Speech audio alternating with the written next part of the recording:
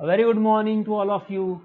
I welcome you again for our next lecture of CS Executive December 20 Taxation. अभी तक हमने क्या क्या पढ़ा? अभी तक हमने कुछ बेसिक पॉइंट्स पढ़े जो हमसे रिलेटेड थे, और अच्छी बात यह है कि हमने उसमें कुछ चीज़ों को कंसिडर किया, जैसे कि इनकम टैक्स एक्ट कैसे बना, उसके क्या क्या पार्ट्स हैं, जैसे कि एक्ट है, रूल्स हैं, नोटिफिकेशन हैं, सर्कुलर्स हैं, केस लॉज हैं। नोटिफिकेशन कौन इशू करता है, related to act, related to rules, किस तरह से एक इनकम टैक्स एक्ट फ्रेम होता है। साथ ही साथ हमने देखा कि इनकम टैक्स एक्ट लगता है पूरे इंडिया पे। एक्ट को सपोर्ट करने के लिए लाए गए बेटा रूल्स। रूल्स के बारे में हमने पढ़ा 1/4/1962 से एक्ट अप्लीकेबल हुआ, रूल भी अप्लीकेबल हुए 1/4/1962 से। इसके बाद हमने सीखा कि एक असेसी क्या होता है। उसके लिए हमने पढ़ा पहले पर्सन की डेफिनेशन। तो पर्सन की डेफिनेशन में कौन कौन इंक्लूडेड है? An individual, HUF, firm, LLP, company, AOP, BOI, local authority and artificial juridical person, जो ऊपर कवर्ड नहीं है। फिर जो पर्सन होगा वही असेसी बनेगा, ये हमने देखा। All assessees are person but all person are not assessee, ये भी हमने देखा। हमने देखा कि एक असेसी के लिए जब हम इनकम काउंट करेंगे तो उसके प्रीवियस ईयर की, फाइनेंशियल ईयर की इनकम काउंट करेंगे, जो कि 12 महीने की भी हो सकती है या 12 महीने से कम की भी। असेसमेंट ईयर और प्रीवियस ईयर का difference: income in year in which we earn the income is called previous year, year in which the tax is calculated and tax is assessed and paid is called assessment year. ऐसा भी बोल सकते हैं assessment year follow करेगा previous year को, हिंदी भाषा में अगला साल असेसमेंट ईयर। वही असेसमेंट ईयर अगले साल हो जाएगा प्रीवियस ईयर, और उसका असेसमेंट ईयर बदल जाएगा। ये हमने सब चीजें आपकी देखी। हम साल भर का टैक्स इनकम कैलकुलेट करके फिर टैक्स देंगे। कई बार हमने देखा कि आपका प्रीवियस ईयर ही आपका असेसमेंट ईयर होगा। 5 सेक्शन 172, 174, 174A, 175 और 176। इन 5 केसेस में बेटा हमने देखा कि इस साल ही आपसे इमीडिएटली टैक्स ले लिया जाएगा। फिर हमने कुछ इंपॉर्टेंट कंसेप्ट पढ़े, जैसे कि कैपिटल वर्सेस रेवेन्यू। इनकम के कंसेप्ट में हमने देखा रेगुलर वर्सेस कैजुअल, जो रोज होती है और जो कभी कभी तो भी, कैश में हो या काइंड में तो भी, कंटिन्यूटी हो ये जरूरी नहीं है, गिफ्ट के रूप में भी इनकम अर्न हो सकती है। कैपिटल वर्सेस रेवेन्यू के सबसे इंपॉर्टेंट रूल्स हमने जो देखे वो ये थे: all revenue income are taxable unless exempted, all revenue expense are deductible unless prohibited, जब तक कि उनको प्रोहिबिट ना कर दिया जाए, all capital expenses are not taxable unless specifically made taxable, और all capital expenses are not deductible जब तक कि उसको परमिशन ना दे दी गई। ये बेसिक 4 चीजें और हमने पढ़ी। एक आखिरी पॉइंट और बच गया था, ग्रॉस रिसिप्ट और नेट रिसिप्ट अगर हम लिखते हैं तो हम इनकम किसको माने? सेल्स में से एक्सपेंसेस घटाने के बाद जो आपका नेट प्रॉफिट बचता है वही इनकम है। तो बेसिकली हम किसको इनकम मान रहे हैं? तो हम नेट रिसिप्ट्स को इनकम मानते हैं।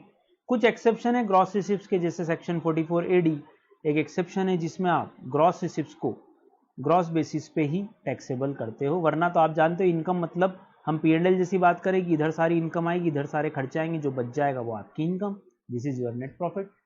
ठीक, तो ये एक कंसेप्ट होता है। एक आखिरी कंसेप्ट, कई बार घर में अपनी मम्मी सेविंग कर लेती है, उस सेविंग को बोला जाता है पिन मनी।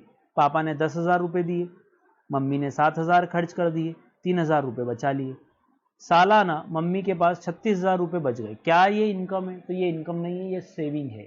इसी में से तो अपने लिए अचानक मम्मी का गुल्लक खुलता है जब मुसीबत होती है, तो मम्मी का एक खजाना खुल जाता है जब अपने को पिकनिक पे जाना होता है और पापा मना कर देते हैं, मम्मी चुपके से पैसे देती है, तो ये पिन मनी है।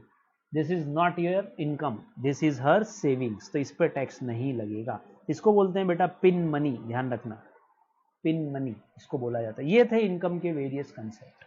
नेक्स्ट अब हम सेक्शन की बात करते हैं कि इनकम टैक्स किस तरह से लगाया जाता है। हमने उसमें से 2 बातें तो पढ़ ली, 3 बात पढ़ ली भाई। हमने पढ़ लिया पर्सन पे लगेगा, पर्सन जो कि असेसी है, क्या क्या हम ऑलरेडी पढ़ चुके। सेक्शन 4 में कुछ बातें दी हुई हैं जिसमें बोला गया पर्सन होना चाहिए, उसकी इनकम पे टैक्स लगेगा, उसकी ये इनकम जो होगी वो प्रीवियस ईयर की होगी, ये भी पढ़ा ना। इस प्रीवियस ईयर की इनकम पे वो असेसमेंट ईयर में जब टैक्स देगा तो कैसे देगा? एज पर दी फाइनेंस एक्ट देगा। जैसे अभी आपका जो फाइनेंस एक्ट चल रहा है वो चल रहा है 2019 के लिए, क्योंकि आपका प्रीवियस ईयर है 2019-20। ये सारी बातें कहाँ लिखी हुई हैं? सेक्शन 4। क्यों सेक्शन 4 को हम क्या बोलेंगे? सेक्शन 4 का नाम रखा हमने चार्जिंग सेक्शन। एक बहुत बेसिक बात बता रहा हूँ बेटा, किसी भी लॉ को पढ़ते समय ध्यान रखना, टैक्सेशन लॉ को, हर टैक्सेशन लॉ में एक चार्जिंग सेक्शन का होना जरूरी है। सर ये चार्जिंग सेक्शन का मीनिंग क्या है, हम ये चार्जिंग सेक्शन को क्यों पढ़ रहे हैं? बेटा आपने इनकम टैक्स इतना बड़ा लिख दिया, इतनी मोटी किसी किताब लिख दी, उसमें 1000 पन्ने हैं, आपने बहुत बढ़िया लॉ बनाया इनकम टैक्स का, आपने सब कुछ लिख दिया, बट आप ये लिखना भूल गए कि ये टैक्स कैसे, किस पर और कब और कितने अमाउंट पे लगेगा। आप यही लिखना भूल गए कि सर इनकम टैक्स इनकम पे लगेगा, बाकी पूरे लॉस बना दिए कि इनकम पे ये रेट लगेगा वो लगेगा, ये लिखना ही भूल गए। तो हर लॉ में जब आप जीएसटी पढ़ोगे तो भी, जब आप मुझसे कस्टम पढ़ोगे तो भी ध्यान रखना, सबसे पहले और सबसे फॉरमोस्ट इंपॉर्टेंट थिंग है वो है चार्जिंग सेक्शन को समझना। चार्जिंग सेक्शन जैसा बोलेगा, आपने बोल तो दिया इनकम टैक्स एक्ट, हम कॉमन सेंस पे बोल रहे हैं वो तो कि यार इनकम पे लगने वाला टैक्स, ये जरूरी नहीं है, ये तो नाम है, नाम से आप हर चीज को सही नहीं मान सकते। हमको समझना पड़ेगा कि चार्जिंग सेक्शन क्या बोलता है, जैसा चार्जिंग सेक्शन बोलेगा वैसा आपको इनकम टैक्स लगाया जाएगा। लाओ चार्जिंग सेक्शन पढ़ना शुरू करते हैं अब हम। चार्जिंग सेक्शन क्या बोलता है, आपका चार्जिंग सेक्शन है सेक्शन 4।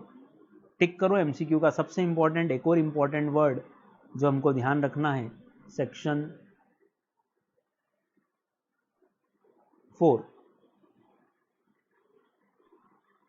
सेक्शन 4, ये सेक्शन 4 को क्या बोला जाएगा, it is the charging section. तो क्वेश्चन आएगा what is the charging section. यही सेक्शन आपको सबसे इंपॉर्टेंट बात बताएगा कि एक्चुअली ये एक्ट बनाया किस लिए गया और किस चीज के ऊपर हम ये इनकम टैक्स इंपोज करेंगे। इंपोज्ड टैक्स इंपोज किस पे होगा, लाओ चार्जिंग सेक्शन पढ़ते हैं। सबसे पहला इनकम टैक्स लगेगा एक तो किस पे, तो वेरियस पर्सन जो हमने पढ़ लिया सेक्शन 231 में, जैसे कि इंडिविजुअल, एचयूएफ। ये इनकम कब की होगी इन लोगों की, of previous year, not of assessment year. Assessment year में तो टैक्स का असेसमेंट होगा। इनकम कौन सी होगी सर, प्रीवियस ईयर की होगी, ये दूसरी बात। तीसरी बात, किस रेट से लगेगा, रेट जो कि किसने बताया, फाइनेंस एक्ट ने बताया, फाइनेंस एक्ट ने जो बताया उसी पे ये टैक्स लगेगा। और चौथी बात, उस पर्सन की प्रीवियस ईयर की इनकम पे फाइनेंस एक्ट में दिए गए रेट से टैक्स तो लगेगा, पर कौन सी इनकम पे, तो उसकी टोटल इनकम पे, टैक्सेबल टोटल इनकम पे टैक्स लगाना है हमको। तो चौथा एलिमेंट जोड़ा हमने वो है टोटल इनकम। अब सर ये टोटल इनकम क्या होती है, समझाता हूं, रुक जाओ। पहले आप चार्जिंग सेक्शन के 4 पॉइंट बोलो मुझे। सबसे पहला उसका सेक्शन बोलो, सेक्शन 4 चार्जिंग सेक्शन है, जो ये बताता है कि ये टैक्स किस पे इंपोज होगा। पहला किस पे होगा, पर्सन पे होगा। पर्सन की किस इनकम पे होगा, सर प्रीवियस ईयर की इनकम पे होगा, ना कि असेसमेंट। सर किस रेट से होगा, फाइनेंस एक्ट जो बताएगा उस रेट से होगा, जो कि हर साल का बजट है, अमेंडमेंट लाता है बजट। आखिरी बात, कैसे लगाओगे, सर उसकी टोटल इनकम जोड़ लेंगे, टोटल इनकम जोड़ेंगे तभी तो अपन उस पर टैक्स लगा पाएंगे। तो ये 4 बातें चार्जिंग सेक्शन में बोलेगी। तो मेरी बत्ती जली, मेरा कंसेप्ट क्लियर हो कि अच्छा पर्सन होना जरूरी है, प्रीवियस ईयर की इनकम होना जरूरी है, फाइनेंस एक्ट के रेट लगाऊंगा जैसा फाइनेंस एक्ट बोलेगा, और उसकी टोटल इनकम पे लगाऊंगा। इज इट क्लियर, ये 4 बातों से हम पूरा टैक्स पढ़ रहे हैं। तो इसीलिए बेटा अपन ने पर्सन समझा ताकि असेसी समझ पड़े, क्योंकि जो चीज जो व्यक्ति पर्सन की डेफिनेशन में कवर्ड नहीं, वो असेसी हो ही नहीं सकता। अब जो पर्सन में कवर्ड है वो असेसी है क्या, उसके लिए आपको उसकी इनकम और टैक्स रेट कैलकुलेट करना पड़ेगा। तो ये हो गई आपकी 4 चीजें, वो है चार्जिंग सेक्शन 4। अब 2 बात और, सर ये टोटल इनकम क्या होती है, इसी में हमने जोड़ा कि उसकी टोटल इनकम पे लेना पड़ेगा। इनकम बोल रहे हैं, साथ ही साथ बोल रहे हैं इनकम पे टैक्स लगेगा by the rates of finance act. Finance act आपको हमेशा क्या देता है, नए रेट्स। इनकम टैक्स एक्ट 1961 में अमेंडमेंट हो रहा है, हर साल फाइनेंस एक्ट से आपको रेट्स मिल रहा। अब टोटल इनकम क्या होती है सर, ये समझना पड़ेगा, बिल्कुल सही बात। अब टोटल इनकम समझेंगे, पहले ये 4 चीजें आप नोट कर लें। पर्सन होना चाहिए, इनकम की जगह आप लिखो प्रीवियस ईयर होना चाहिए, फाइनेंस एक्ट आपको रेट्स दे देगा, और टोटल इनकम होना चाहिए। लिखना हो तो लिखो या फिर नोट कर लो, सॉरी ध्यान रख लो, आप इसको नोट करो, जरूरी नहीं दिमाग में बिठाओ। अब बात आती है सर ये टोटल इनकम क्या होती है, तो चलो मैं टोटल इनकम की एक डेफिनेशन देता हूं। टोटल इनकम की डेफिनेशन है, लिखो, ये लिखना पड़ेगी बेटा, ग्रॉस टोटल इनकम। ये नोट करो, gross total income less deductions under chapter 6A, deduction under chapter 6A, इनको लेस करेंगे तो आएगा मेरा टोटल इनकम, या जिसको हम सिंपल भाषा में बोलते हैं टैक्सेबल इनकम। अब सर ये जीटीआई क्या है, बता रहा हूं बेटा, चैप्टर 6 से क्या वो भी समझ लो, लाओ चैप्टर 6 से समझ लो, पहले समझो। इनकम टैक्स एक्ट एक बुक है, आप कोई सी भी बुक ले लो, उसमें चैप्टर्स होते हैं। एक्ट को भी डिवाइड किया होगा चैप्टर में, जैसे कंपनीज एक्ट में भी चैप्टर्स में डिवाइडेड है, हर चैप्टर का एक टाइटल है। तो चैप्टर 6 से सिर्फ क्या बताता है, चैप्टर 6 से आपको सिर्फ बताता है डिडक्शंस। इस ग्रॉस इनकम में से आपको घटानी है कुछ डिडक्शन, तो आपकी आ जाएगी नेट। नेट की जगह अपन बोल रहे हैं टोटल। अब क्वेश्चन आया सर ये ग्रॉस टोटल इनकम कैसे निकलेगी? चलो हमने बोला इनकम देखनी है, और इनकम भी कौन सी? टोटल देखनी। तो टोटल की डेफिनेशन थी, तो जीटीआई समझना पड़ेगा। और जीटीआई समझने के लिए एक इंपॉर्टेंट बात हमको समझनी पड़ेगी, वो है आपका ये कंसेप्ट। ध्यान से देखना, जब हम बोलते हैं कि हमको जीटीआई निकालनी किसी इंसान की, किसी असेसी की, जैसे मिस्टर राम, बताओ मिस्टर राम एक असेसी है, उनकी एज 26 ईयर्स है, नौकरी करते हैं, ये एक असेसी हो गए, टैक्स देना बनता है, ऐसा लग रहा है इनका। जीटीआई कैसे निकालेंगे? हम जीटीआई वर्ड क्यों यूज कर रहे हैं? चलो मैं आपसे एक छोटे छोटे 2-3 क्वेश्चन पूछ लेता हूँ। मुझे ये बताओ इनकम की डेफिनेशन में इंक्लूड था कि मीन्स था? सर इंक्लूसिव डेफिनेशन थी, याद आया? क्लियर है? अब इनकम की डेफिनेशन इंक्लूसिव क्यों दी थी? मीनिंग क्यों नहीं समझाया प्यार से? सर उसमें बहुत तरीके हो सकते हैं कमाने के। Very good. मान लो कमाने के बहुत तरीके को हम बोल सकते हैं सोर्सेज। बहुत सारे सोर्सेज होंगे, आप लाखों तरीकों से कमा सकते हैं। कैसे? एग्जाम्पल ले लेता हूं। मान लो राम का बिजनेस है। कितने बिजनेस है सर? 3 बिजनेस। अच्छा, राम नौकरी कर सकता है? हाँ सर। कितनी जगह? सर एक से ज्यादा जगह। तो 3 जगह से सैलरी आ सकती है। तीनों जगह वो फुल टाइम पार्ट टाइम मिला के 3 जगह नौकरी कर रहा है। कहने का मतलब सर कमाने के हजारों सोर्सेज हैं उसके पास, एक नहीं, एक से ज्यादा। ये थे सोर्सेज ऑफ इनकम। अब क्वेश्चन आया कि हम किसी भी व्यक्ति की जब ये सोर्सेज गिनेंगे तो उसके तो लाखों तरीके हो सकते हैं। इनकम टैक्स एक्ट कैसे बनाया जाए? इनकम टैक्स एक्ट ने आपके कमाने के तरीकों को, अर्निंग करने के मैथडोलॉजी को 5 हिस्सों में डिवाइड किया। और गवर्नमेंट जानती थी मेजरली आदमी किससे कमाता है। पहला जो तरीका होता है वो होता है उसका सैलरी वाला, जॉब वाला, इनकम फ्रॉम सैलरी। पहला तरीका क्या? Income from salary. सर ये सैलरी क्या है? आप नौकरी करते हो, आप जॉब करते हो, आपको क्या मिलता है? सैलरी मिलती है, आप एम्प्लॉय हो किसी जगह। दूसरा तरीका, तीसरा तरीका, चौथा तरीका और पांचवा तरीका। जब इन पांचों को हम ऐड कर देते हैं, इन 5 तरीकों से अगर आपकी इनकम आ रही है, ऐड कर दो, आप जीटीआई कहलाती है। अब ये 5 तरीके जो हैं इनको बोला गया ये 5 हेड्स हैं। क्या हैं? These are 5 heads. हेड्स क्यों बोला? देखो ऐसा है, ये एक पेड़ है, इसकी ये 5 ब्रांचेज हैं मेन, और इन 5 ब्रांचेज में बहुत सारे पत्ते लगे हुए हैं। ये 5 ब्रांचेस के वेराइटी ऑफ सोर्सेज हो सकते हैं, पत्ते हो सकते हैं, पर ब्रांचेस 5 ही है मेन। क्या मतलब सर? समझो, आप हजारों लाखों तरीके से कमा सकते थे। गवर्नमेंट देखना चाहती थी कि आप जिन भी तरीकों से कमाओ वो मेजरली कितने हिस्सों में डिवाइड हो सकते हैं। अब मैं ऐसा तो नहीं कर सकता कि आपके हजारों तरीकों को ऐड करता जाऊं। मैं लॉ कैसे फ्रेम करूंगा? तो आपके तरीकों को 5 हिस्सों में बांटा गया। उसमें पहला था आदमी मोस्टली 99% या तो जॉब करता है या फिर इनकम फ्रॉम, उसकी अराइज होती है इनकम कहां से? बिजनेस और प्रोफेशन। बताओ आप और मैं, सीएस लोग क्या हैं? बिजनेसमैन की professional? Sir professional. Doctor professional, lawyer professional, film actor professional. तो आदमी मोस्टली इंडिया में जो हम कमा रहे हैं, कैसे कमा रहे हैं? या तो आप जॉब करते हो या बिजनेस करते हो। ध्यान रखना, पानी बतासे के ठेले वाला भी बिजनेस कर रहा है, फुटपाथ पे रिटेलर जो बैठा हुआ वो भी बिजनेस ही कर रहा है, उसके लिए बिजनेस हेड ही लगेगा। एक छोटी सी चाय की गुमटी पे एक बंदा काम करता है, वो नौकरी कर रहा है। तो मेजरली तो हम 2 ही तरीके से कमाते हैं। इनकम टैक्स ने माना और 2 तरीके क्या हो सकते हैं? एक, आप कभी कभी अपने घर की रेंट इनकम से कमाते हो, तो एक नया हेड और दिया, नया डिवीजन और दिया जिसको हेड बोल रहे हैं हम, वो है इनकम फ्रॉम हाउस प्रॉपर्टी। अपने इंडिया में रेंट इनकम कमाने का बहुत शौक है। और एक और, कभी कभी मैंने बोला था ना कैपिटल इनकम भी टैक्सेबल हो सकती है, तो पूरा अलग से एक हेड ही दे मारा जिसका नाम था इनकम फ्रॉम कैपिटल गेन्स। देखो याद करो, अभी हमने बोला था कि कैपिटल इनकम टैक्सेबल नहीं होती जब तक कि स्पेसिफिकली प्रोवाइड ना हो। All capital income are not taxable, ये बोला था ना हमने, जब तक कि स्पेसिफिकली प्रोवाइड ना हो। तो गवर्नमेंट ने करा कि कुछ कैपिटल इनकम पे हम टैक्स लेंगे, और अलग से एक चैप्टर बना दिया, एक हेड बना दिया जिसका नाम रखा income from capital gains. Income from capital gains. और इन 4 में जो ना आए, अब ऐसे हजारों तरीके हो सकते हैं, मेन तरीके कवर कर लिया, आखिरी बोल दिया income from other sources. Income from जितने भी रेसिड्यू बचे कुछ है, सारे इनकम यहां ऐड कर देंगे।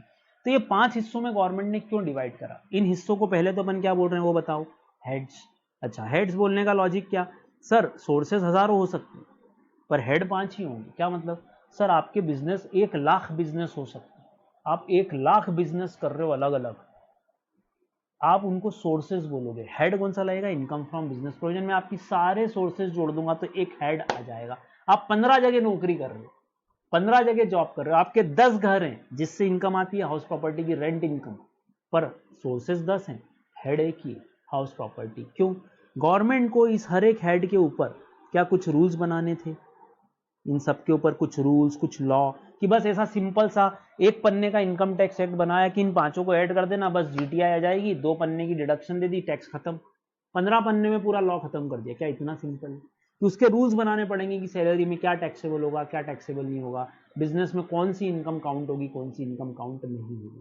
तो आपके हजारों तरीकों, सोर्सेज बहुत हो सकते हो। 5 मेजर हेड्स में, हेड को हिंदी में मद भी बोलते हैं, ये हेड है, मेरे 5 हेड बनाए रावण के, कि ये 5 हिस्सों में आपके सारे सोर्सेज आ जाएंगे।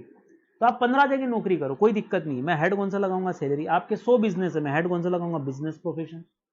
क्लियर है? आपने 5 बार अपनी कोई असेट बेची, जैसे कि जमीन, 5 जमीन थी, पांचों जमीन बेच दी, जमीन बताओ असेट है कि नहीं है? तो इनकम कौन सी आएगी? रेवेन्यू की कैपिटल? कैपिटल। ये बातें समझी हमने 5 हेड्स में। गवर्नमेंट ने आपकी पूरी इनकम को 5 हिस्सों में डिवाइड कर दिया, ताकि अब मैं कैलकुलेशन के लिए रूल्स फ्रेम कर सकूं। वरना आप तो 1000 तरीके से कमाते, मैं डिवाइड कैसे करता, मैं रूल्स कैसे बनाता? ऐसा तो नहीं बोलता कि किराने का बिजनेस का रूल ये रहा, मोबाइल का बिजनेस का रूल ये रहा, आपने अगर बिग बाजार जैसी कोई मॉल खोल लिया तो ये रहा, अगर आपने कोई शर्ट की, ट्राउजर्स की, मतलब रेडीमेड गारमेंट्स की दुकान खोल ली तो उस बिजनेस के रूल ये रहे। मैं ऐसे बिजनेस वाइज तो नहीं, पानीपता से पोहे, ऐसा तो नहीं करेंगे ना कि इस तरह से हम अलग अलग बिजनेस के एंगल से रूल बनाएंगे। रूल एक जैसे चलने चाहिए। तो आपके कितने ही सोर्सेज हो, आपका हेड कौन सा लगेगा? Business profession. तो आपके हजारों तरीके गवर्नमेंट ने कितने हेड में कवर करा? 5। इन 5 के अंदर सोर्सेज मल्टीपल हो सकते हैं, एक नहीं, बहुत सोर्सेज हो सकते हैं। आपके क्या 3 घर हो सकते हैं जिनसे इनकम आ रही हो? House 1, house 2, house 3। बिल्कुल सर, तीनों की इनकम को क्या बोल रहा हूं मैं? Rent income. तो इनकम के सोर्सेज एक से ज्यादा हैं, पर हेड कौन सा लग रहा है? House property. हेड तो एक ही लगेगा, हाउस प्रॉपर्टी। तो आपकी जीटीआई का फॉर्मूला बोलो। Aggregate of all the 5 heads is called GTI. जोड़ो, लिखो डेफिनेशन, पांचों जोड़ दो तो आपका आ जाएगा, पांचों ऐड कर दो। Aggregate of all the 5 heads, aggregate of all the 5 heads लिख लो बेटा, ये इज कॉल्ड जीटीआई। और इसी जीटीआई में से जब आप डिडक्शन घटा देते हो तो आ जाती है आपकी टोटल इनकम। तो पहले मैं जीटीआई निकालूंगी, टीआई सर, पहले तो जीटीआई निकालूंगी। जीटीआई नहीं निकलेगी जब तक मैं टीआई तो निकाल ही नहीं सकता। नोट करें इस पॉइंट को।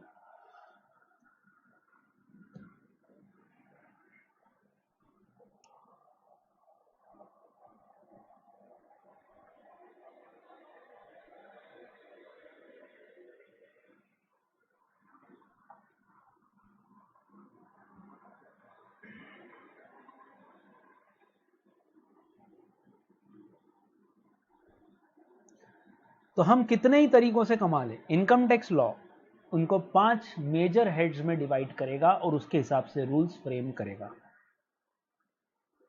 तो जीटीआई की डेफिनेशन लिखें, aggregate of all the 5 heads is called GTI.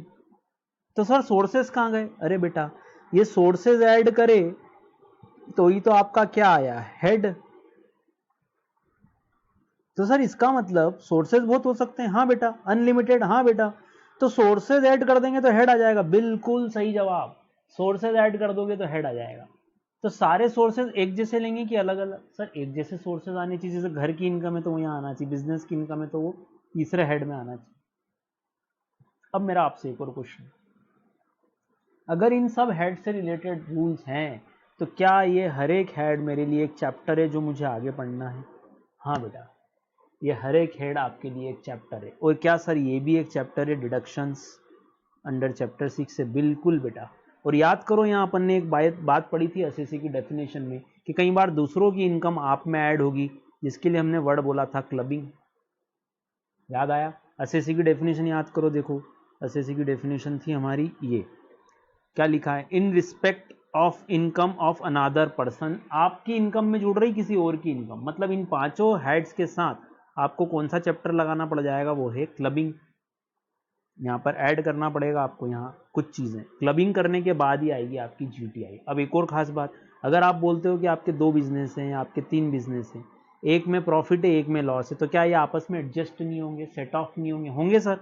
तो फिर क्लबिंग के साथ एक और चैप्टर लग गया, set of losses, set of losses. तो बेटा 5 और 2 7 और एक 8 चैप्टर तो आपके सामने जो हमको रीडिंग करना है, जिनको हमको पढ़ना है। 5 तो हेड, एक क्लबिंग कैसे होगी, किसी और की इनकम मुझ में कैसे जुड़ेगी, और फिर सेट ऑफ के रूल्स कि क्या ये एक बिजनेस का लॉस दूसरे बिजनेस की इनकम से सेट ऑफ हो पाएगा।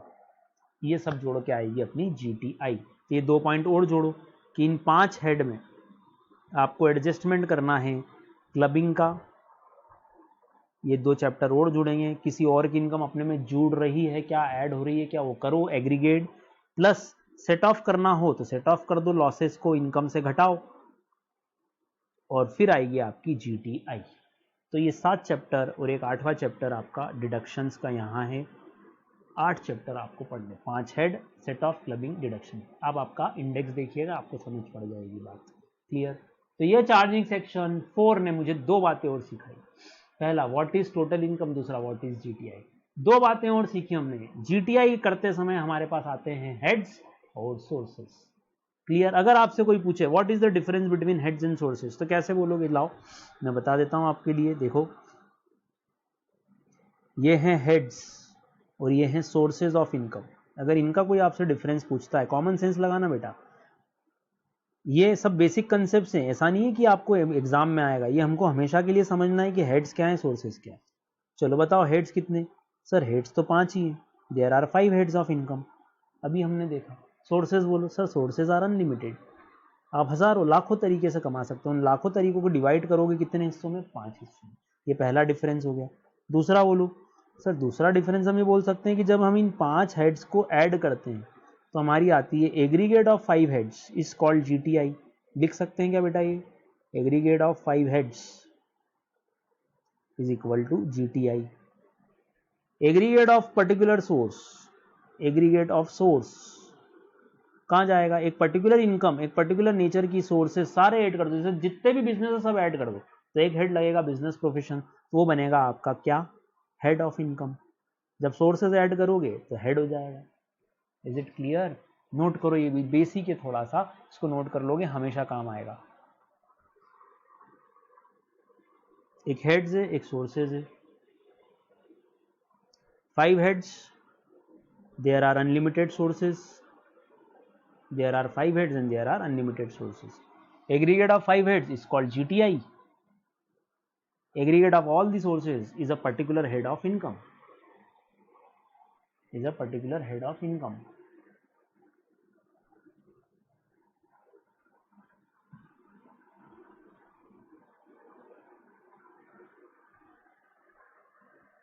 ठीक बेटा? चलो एक डिफरेंस और बता देता हूं आपके लिए मैं, जो काम आ सकता है आपको। ये सब बेसिक बातें हैं। एक वर्ड यूज कर रहे हैं हम बार बार, डिडक्शंस। एक और वर्ड यूज होता है इनकम टैक्स में, वो है एग्जम्पशंस। अब इन दोनों वर्ड्स में क्या डिफरेंस है, मैं बार बार जब ये वर्ड यूज करता हूं, जैसे अभी हमने एक वर्ड यूज करा, देखो अभी हमने वर्ड यूज करा डिडक्शन अंडर चैप्टर 6 से, ये बोला डिडक्शंस। सर क्या मीनिंग है इस डिडक्शन और एग्जम्पशन वर्ड का? ध्यान से सुनना। एग्जम्पशन वर्ड एक तो इनकम के लिए है, इनकम को क्या किया जाएगा? एग्जम्प्ट। खर्चे को एग्जम्प्ट नहीं करना है, इनकम के लिए वर्ड यूज होगा एग्जम्प्ट। कैसे सर? मान लो एक बच्चा है, एक चाइल्ड है, कौन सी क्लास का? सर ये 10th का है या 12th का चाइल्ड है, इसने सीबीएसई में टॉप किया, ये हाईएस्ट मार्क्स लाया, तो इसको सीबीएसई ने 1 लाख रुपए की स्कॉलरशिप दी आगे की एजुकेशन के लिए। अब मुझे बताओ, ये 1 लाख रुपए इस बच्चे ने अपनी मेहनत से कमाए हैं, बहुत अच्छे से मेहनत करके कमाए। अब ये स्कॉलरशिप इनकम हो भी गई अगर, तो हमको क्या करनी पड़ेगी? क्या इस बच्चे से टैक्स लेना चाहिए इस इनकम पे कि इसको माफ कर दें, एग्जम्प्ट कर दें? बिल्कुल सर। अपने यहाँ इंडिया में एक और इनकम जो एग्जम्प्ट है या जो माफ है, वो बताओ कौन सी इनकम पे टैक्स नहीं लगता अपने यहाँ? सर एग्रीकल्चर इनकम को भी क्या कर रखा है गवर्नमेंट ने? किसानों को माफ कर रखा है, एग्जम्प्ट है। डिडक्शन वर्ड काय के लिए यूज हो रहा है बेटा? डिडक्शन वर्ड यूज हो रहा है काय के लिए? एक्सपेंसेस के लिए। जब हम बोल ही रहे हैं डिडक्शन, तो आप ये बात जानते भी हो कि P&L जब भी बनता है तो आप यहाँ लिखते हो सेल्स, यहाँ लिखते हो खर्चे, तो आता है जीपी। जीपी में से फिर इनडायरेक्ट एक्सपेंस घटाते हो तो आता है एनपी। तो ये डिडक्शंस अभी भी बिजनेस वाले को अलाउ करेंगे कि नहीं खर्चा घटाना? अभी अपन ने देखा था नेट रिसिप्ट्स पे इनकम मानेंगे, ना कि ग्रॉस पे। मोस्टली हम नेट पे, रिसिप्ट पे ही इनकम मानते हैं। तो बिजनेसमैन को ये एक्सपेंसेस घटाने दोगे कि नहीं घटाने दोगे? फिर जीटीआई में से भी डिडक्शन घट रही है चैप्टर 6 से, कि अभी हमने देखा। तो एक्सपेंसेस के लिए कौन सा वर्ड यूज होगा? डिडक्शंस। आपको ये चेक करना है कि ये डिडक्शंस कुछ अलाउ होंगी, कुछ घटाना अलाउ है, कुछ डिडक्शन अलाउ नहीं है, बस ये हम चेक करेंगे। तो 2 वर्ड और सीखे बेटा। डिडक्शन का हिंदी मतलब होता है कटौती, डिडक्ट करना, इनकम में से कुछ चीज को घटाना। और एग्जम्पशन का मतलब होता है कि उसको इनकम में ही शामिल ना करना, माफ कर देना, इनकम से एग्जम्प्ट कर देना। क्लियर? आप अपनी मम्मी के साथ ट्रेवल कर रहे हो, आपकी उम्र है 2 साल, है ना। कंडक्टर आया, उसने बोला ticket ticket ticket ticket, mummy ने अपने पैसे दिए, आपके दिए क्या? क्यों नहीं दिए? ट्रेवल तो आप भी कर रहे हो, आप बच्चे हो, आपको एग्जम्प्ट कर रखा है कि डिडक्ट कर रखा है। बच्चा दिख ही नहीं रहा कंडक्टर को, बोले मार डालो इसको, है ही नहीं, बच्चा ही नहीं है। कि नहीं, बच्चा तो है, आप बच्चे हो, आप हो, एग्जिस्ट करते हो, बट यू आर एग्जम्प्टेड, माफ कर दिया। कोई बुजुर्ग है, मंदिर में बहुत बड़ी लाइन लगी, बुजुर्ग है, जैसे तो सब क्यू में लगे हैं, किसी ने देखा यार ये बहुत ही बुजुर्ग आदमी, इसको कहाँ क्यू में खड़ा करेंगे, इसको एग्जम्प्ट करते हैं, क्यू में खड़ा करेंगे, इसको सीधे आगे एंट्री दिलवा देते हैं। This is exemption. समझ में आया? डिडक्शन कोई भी खर्चा जो आप P&L वगैरह में से डेबिट करते हो, सिंपल भाषा में वो डिडक्शन है। और अलग अलग हेड में, सैलरी में, हाउस प्रॉपर्टी में, बिजनेस प्रोविजन में, आपको गवर्नमेंट इनकम टैक्स एक्ट में कुछ घटाने की, कुछ डिडक्ट करने की परमिशन दे रही है, वो है आपकी डिडक्शन। तो मोस्टली डिडक्शंस एक्सपेंसेस के लिए या इनकम में से लेस करने के लिए ही वर्ड यूज होगा, जबकि एग्जम्पशन वर्ड में इनकम काउंट ही नहीं होगी, क्योंकि एग्रीकल्चर इनकम अब एग्जम्प्ट है तो काउंट ही नहीं होगी, स्कॉलरशिप एग्जम्प्ट है तो काउंट ही नहीं होगी। आप ऐसे लिखोगे कि 1 लाख की स्कॉलरशिप आई या 1 लाख की मैंने एग्रीकल्चर इनकम कमाई, लेस एग्जम्प्ट 1 लाख, तो बाहर कितना आएगा? 0। इनकम बची नहीं, क्योंकि गवर्नमेंट ने आपको क्या सुविधा दे रखी है, जाओ ये इनकम पे हम तुमसे टैक्स नहीं लेंगे, जाओ तुमको माफ किया, इनकम तो है पर माफ किया, एग्जम्पशन दे दी। क्लियर बेटा? समझ में आई बात? तो ये 4 वर्ड पढ़े हमने, हेड, सोर्सेज, डिडक्शन और एग्जम्पशन। ये बेसिक है, आपको हर जगह ये वर्ड्स काम आएंगे। आखिरी बात अब जो हमको शुरू करनी है, सबसे इंपॉर्टेंट, हमने देख लिया हमारा सेक्शन 4 बोलता है कि पर्सन होना चाहिए, प्रीवियस ईयर होना चाहिए और उसकी टोटल इनकम होना चाहिए। तो हम फाइनेंस एक्ट में जो रेट्स दिए हैं उससे अब क्या लगाने वाले हैं बेटा? उस फाइनेंस रेट्स को यूज करेंगे तो अब लगेगा या अब कैलकुलेट होगा टैक्स। हाँ या ना? आखिरी टारगेट तो क्या, गवर्नमेंट का इतनी सारी रूल्स बना दिए, इतने सारे प्रोविजन। सेक्शन 4 बोलता है पर्सन, मैं हूं सपोज सीए चेतन मंत्री, प्रीवियस ईयर 19-20, टोटल इनकम मान लो 15 लाख, फाइनेंस एक्ट के टैक्सेशन के रेट्स लगाओ ताकि मेरा टैक्स निकाल पाओ। तो अब फाइनल अपना कंक्लूजन, ये जो इतनी सारी चीजें पड़ी सर कि कोई असेसी है कि नहीं है, तो आखिरी चीज क्या, असेसी है तो टैक्स देगा कि नहीं देगा, कितना टैक्स लेंगे, कैसे लेंगे, क्या कैलकुलेशन होगा उस पर्सन से। पर्सन में तो बहुत सारे लोग हैं, जैसे इंडिविजुअल भी है, कंपनी भी है, फर्म भी है, तो क्या सर सबसे एक जैसा रेट लेंगे? पर्सन से, इंडिविजुअल से भी उतना ही जितना की कंपनी से, जितना की फर्म से, जितना की एओपी से? नहीं बेटा, यही हमको सीखना पड़ेगा। तो हर एक पर्सन के लिए अब हमको क्या सीखना है? टैक्स निकालना सीखना। हमने क्या सीख लिया? टीआई निकालना सीख ली। कैसे निकलेगी? GTI minus deduction. जीटीआई कैसे निकलेगी? सर 5 हेड ऐड कर दो। हेड कैसे आएंगे? सर सोर्सेज ऐड कर दो। किसके? सर पर्सन के। पर्सन मिस्टर राम भी हो सकता है और राम लिमिटेड भी हो सकता है। वापस रिपीट कर रहा हूं, पर्सन मिस्टर राम है मतलब इंडिविजुअल है, और राम लिमिटेड है मतलब कंपनी है। तो आपको सबसे पहले तो हर बार क्या डिफाइन करना आना चाहिए कि कौन से पर्सन के लिए आप बात कर रहे हो। क्वेश्चन में अगर बोला है मिस्टर राम, तो mister Ram is an individual, हाँ या ना? इसके टैक्स रेट अलग हो सकते हैं। और बोला है राम लिमिटेड, तो फिर ये तो कंपनी हो गई बेटा, कंपनी के टैक्स रेट अलग हो सकते हैं। उन्होंने बोला मेसर्स राम एंड ब्रदर्स, तो इसका मतलब ये पार्टनरशिप फर्म होगी उसकी। ये फर्म के लिए लिखते हैं मोस्टली मेसर्स वर्ड, हो सकता है प्रोपराइटर भी हो, पर मोस्टली फर्म के लिए लिखा जाता है। बात समझ में आई? क्लियर है? उन्होंने बोला राम यूनिवर्सिटी, तो अपन समझ जाएंगे आर्टिफिशियल जुरिडिकल पर्सन है, यूनिवर्सिटी है ये तो यार, हाँ कि ना? उन्होंने बोला आईसीएसआई, तो अपन समझ जाएंगे अरे आर्टिफिशियल जुरिडिकल पर्सन का टैक्स निकालना है अपने को। तो बेटा सबसे पहले और सबसे इंपॉर्टेंट एक पॉइंट नोट करो, किसी भी क्वेश्चन को सॉल्व करने से पहले लिख लो, ये पॉइंट तो लिख ही लो आप, ये इतनी सी बात लिखो और यहां लिखो, ये जो लिखवा रहा हूं लिखो। Firstly we have to identify the person.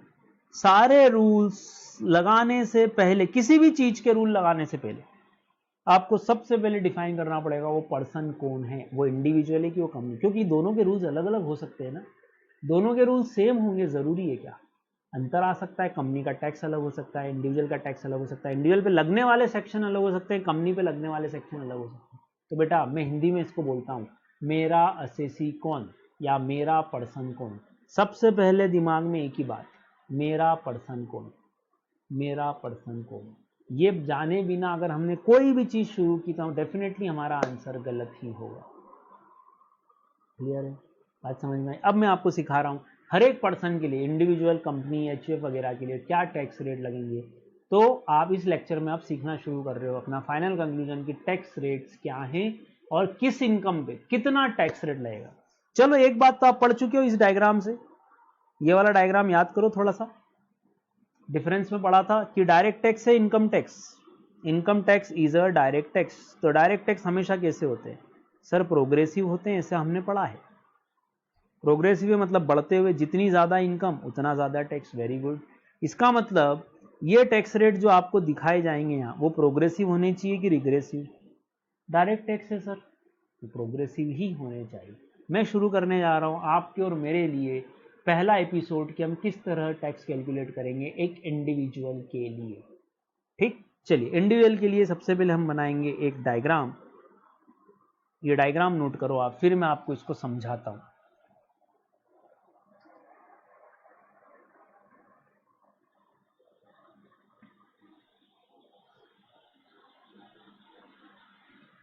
इसको नोट करें बेटा, पहले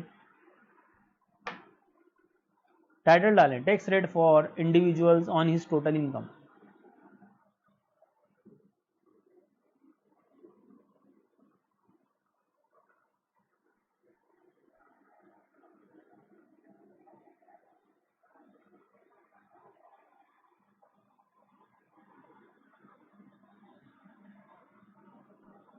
अच्छा, कुछ बातें मैं समझाता हुआ भी चलता हूं, चलो रुको।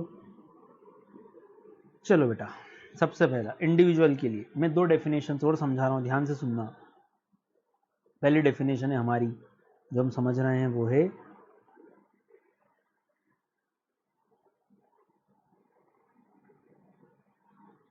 Senior citizen. मिस्टर राम को सीनियर सिटीजन कब माना जाएगा, थोड़ा सा तो आपको मालूम है, जब वो 60 अबव होगा। अच्छा ठीक है, तो दूसरा क्वेश्चन सर, सीनियर तो ठीक है, सुपर सीनियर कब मानेंगे या वेरी सीनियर सिटीजन कब मानेंगे। अरे सर ये नया टर्म है, ये हमने नहीं पढ़ा। हमने तो हमेशा सुना है कि सीनियर सिटीजन होते हैं रेलवे वगैरह में, उनको बेनिफिट मिलता है। सुपर सीनियर नहीं मालूम। चलो समझो, सुपर सीनियर वो होता है जिसकी एज उस व्यक्ति ने अटेन कर ली हो या पूरी कर ली हो एज 80 अबव। तो इसका मतलब सर सीनियर सिटीजन वो होगा जिसकी एज 60 से लेकर कहां तक हो, 80 ईयर्स के बीच में हो, वो कहलाएगा सीनियर सिटीजन। अच्छा, अब ये नॉर्मल डेफिनेशन तो थी, इसमें गवर्नमेंट ने इनकम टैक्स में एक बात और जोड़ दी बेटा, ध्यान रखना। राम जो है, एक तो एज देखना, सीनियर सिटीजन देखने के लिए पहला फैक्टर तो क्या है, एज। तो चलो बताओ आप और मैं क्या है, क्या आप और मैं सीनियर सिटीजन है? आप और मैं सीनियर सिटीजन नहीं है। पापा नहीं, पापा भी नहीं है, पापा की एज 45-50। मम्मी नहीं, दादाजी, हाँ दादाजी हैं 65 के। Very good. अगर दादाजी की उम्र 82 है तो दादाजी कहलाएंगे super senior citizen income tax law में। अब सर पर इसमें एक कंडीशन और, तो सीनियर सिटीजन की डेफिनेशन, एक तो उस व्यक्ति का 60 से 80 के बीच में होना जरूरी, प्लस उसका रेसिडेंट ऑफ इंडिया होना जरूरी है। क्या होना जरूरी है? कि वो इंडिया का निवासी हो, रेसिडेंट हो। ये क्या होता है सर, इसका मीनिंग समझेंगे, अभी वर्ड याद रखो। वो इंडिया में रहता हो, अभी सिंपल वर्ड समझो, तो रेसिडेंट, इंडिया में रेसिडेंट हो। सेकंड चैप्टर रेसिडेंशियल का ही है कि कौन रेसिडेंट है कौन रेसिडेंट नहीं है। अभी सिंपल यहां पर अपन अगर सेकंड चैप्टर पे शिफ्ट हुए तो ये छूट जाएगा।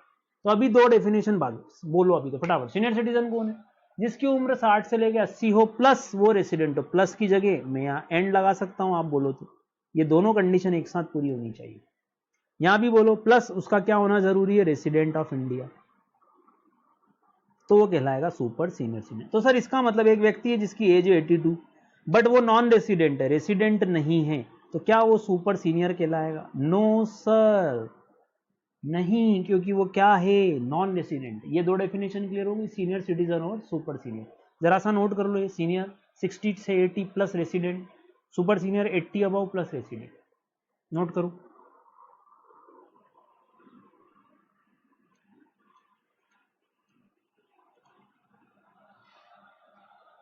तो एक क्राइटेरिया एज है, एक क्राइटेरिया रेसिडेंशियल स्टेटस है कि उसका रेसिडेंशियल स्टेटस क्या है, वो रेसिडेंट है भी या नहीं, वो भारत का निवासी है भी या नहीं। और इसके ऊपर पूरा एक चैप्टर पढ़ेंगे बेटा, अभी इस पे ज्यादा दिमाग मत लगाना, सेकंड चैप्टर यही है जो हम पढ़ेंगे।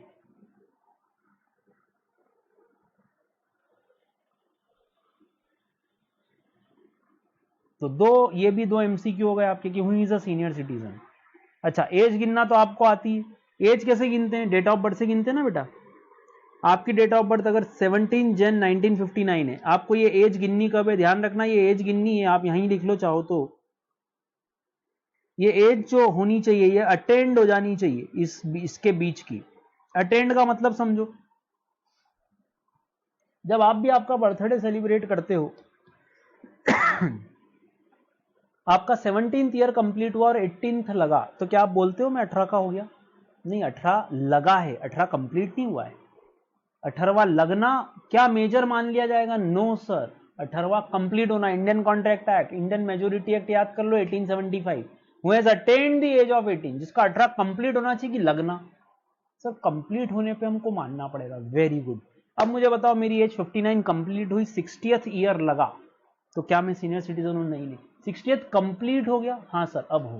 अंतर समझ में आया? अटेंड वर्ड है ना, लगना नहीं, कंप्लीट होना। अब मुझे बताओ कि इन डाटा पे आप आराम से एज कैलकुलेट करोगे ना। 17 जनवरी 1959, ये 3 क्वेश्चन लिखो। 17 जन 1959, 17 सितंबर 1957 और 14 फेब 1932। नोट करो इसको, आपको एज गिननी है इन तीनों पे, ये 3 अलग अलग क्वेश्चन है, नोट करो कॉपी पे फटाफट। एज कहां तक गिनोगे बेटा? मुझे बताओ ये एज गिननी कब है आपको, ये एज किस दौरान? एज तो हर साल बढ़ेगी। वेरी गुड, बहुत अच्छी बात बोली। वरना बहुत सारे लोग स्वीट 16 पे ही बैठे हैं। कहने को बहुत सारे अपने नेता हैं जो 40-45 के हो गए, युवा नेता हैं, बट आज भी उनमें बचपना नहीं गया, आज भी वो पोगो चैनल में भरोसा रखते हैं। तो अपन एज कैसे गिनेंगे? हर साल बढ़नी चाहिए। क्लियर, ये बात हो गई है। अब दूसरी बात, ये जो एज गिनते हो कब गिनते हो? ये जो गिनोगे आपकी एक व्यक्ति 17 जनवरी 1959 1959 को पैदा हुआ, उसकी एज कहां से कहां तक गिनना चाहोगे ये बताओ पहले। कौन से ईयर तक की एज काउंट करने की बात करें? सर अगर अपना प्रीवियस ईयर 1920 है तो अपने को इस दौरान, दौरान का इंग्लिश वर्ड बोलो, ड्यूरिंग द ईयर की एज ही तो देखनी है। क्यों ड्यूरिंग द ईयर वो 60 या 80 का हुआ कि नहीं हुआ, या इससे कम है? पक्का? पक्का ना? ईयर, ईयर देखोगे, प्रीवियस ईयर, अपना प्रीवियस ईयर कि पुराना प्रीवियस, उसको क्या 2001-2 तक की एज गिनोगे उसकी, जबकि आज अपन कहां बैठे हैं? 1920 में। हर साल तुम्हारी भी एज बढ़ती है तो ईयर वाइज ही देखते हो। तो अभी कौन से ईयर तक कवर करना है? अपना प्रीवियस ईयर। इस बार 1920, अगली बार 2021 होगा, एज बढ़ेगी कि नहीं बढ़ेगी उसकी? बिल्कुल। अब बताओ कहां तक गिनना है? सर अपने को गिनना है 17 जनवरी 2019 तक। बोलो ये डेट सही है कि गलत? यहीं तक गिनेंगे और एज गिन लेंगे अपन, ऐसा ही करेंगे क्या? आराम से सोच लो, 17 जनवरी 1959 से 17 जनवरी 2019, क्या ये एज गिनेंगे? सोचो, ये सही है कि गलत है? डाटा मैंने जो लिखा है ये सही है कि गलत है? अच्छा इसकी बात करते हैं। 17 सितंबर 1957 की एज कब तक गिनोगे? कहां तक गिनोगे? सर हम गिनेंगे 17 सितंबर 2019। Very good. तो सर फिर ये 14 फेब 1932 की एज को भी कहां तक लाना है? सर 14 फेब 2019 तक लाना है। बताओ इसमें से कौन कौन सा डाटा सही है? सारे ही सही है कि एक सही है, दो सही है, तीनों सही है, कि सभी गलत है? सर ये तो सही है पक्का। 17 सितंबर फॉल कहां करेगा? 1920 में। 17 सितंबर 2019 पर मालिक ये गलत हो गया, ये आपने गलत लिख दिया, ये गलत लिख दिया। क्यों? अगर आप 14 फेब 2019 लिख रहे हो तो मतलब आप कौन से प्रीवियस ईयर की बात कर रहे हो? देख लो आराम से। 14 फरवरी 2019 कौन से ईयर में आएगी? 14 फेब 2000। 14 फेब को देख के इमोशनल मत हो यार। 14 फेब 2019 नहीं, 2000 क्या आना चाहिए था यहाँ पे? 20। 14 फेब 2020 आएगा कौन से साल में? 1920 में। मतलब अगर आपने डेट गलत लिखी तो एज अपने आप ही गलत हो जाएगी। यहां भी 2019 नहीं आना चाहिए, 17 जन 2020 आना चाहिए, क्योंकि मेरा प्रीवियस ईयर है 1920। तो आपकी डेट ऑफ बर्थ कहां तक गिनूं? यहां से शुरू करके कहां तक गिनूं? 17 जनवरी 1959 से अगर मैंने आपके लिए गिनता हूं, चलो आपका डेट ऑफ बर्थ मान लेता हूं मैं 20 फेब 2000। यहां से कहां तक काउंट करूंगा आपकी एज?